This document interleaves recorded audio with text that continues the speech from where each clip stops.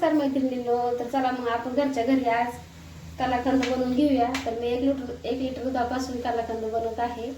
तर आपल्याला 1 चमचा लिंबूचा रस टाकायचा आहे. 1 लिंबू चमचा रस टाकला का लगेच असं आपल्याला हलवून घ्यायचं.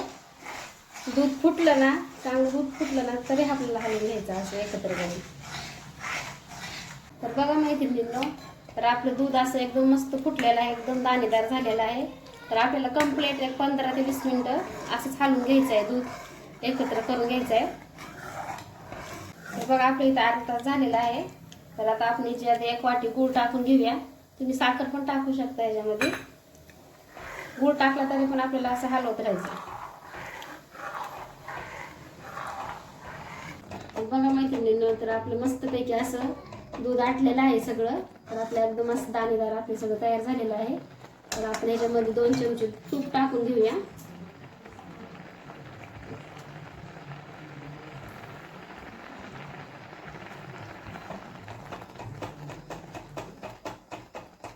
तूप टाकलं का आपल्याला लगेच असं फिरून घ्यायचं,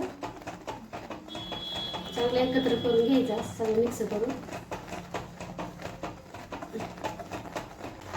शेवट पस्तर असं एकदम हलवून घ्यायचं, सारखं एकत्र करून घ्यायचं, अजिबात थांबायचं नाहीये.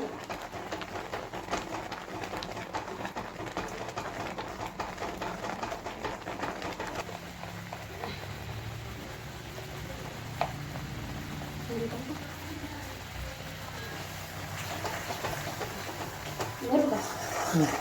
तर बघा मैत्रिणींना, मस्तपैकी आपलं झालेलं आहे कलाकंद. तर मी याच्यामध्ये 1 चमचा मिरची पावडर टाकून घेत आहे. मस्त असल्याला तूप सुटले.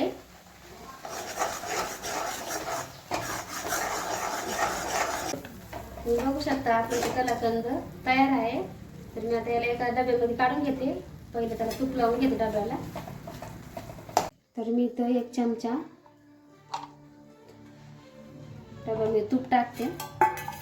असं तूप लावून घेते डब्याला सगळ्या.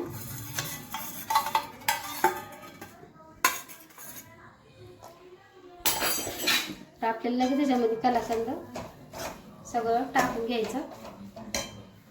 तर डब्याला असं मस्तपैकी तूप लावून घेतलेलं आहे. तर गरम गरम लगेच आपल्याला डब्यामध्ये काढून घ्यायचंय.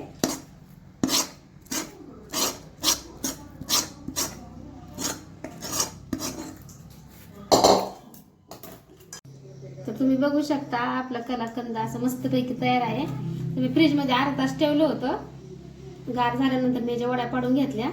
तर आपलं खाण्यासाठी कलाकंद रेडी आहे.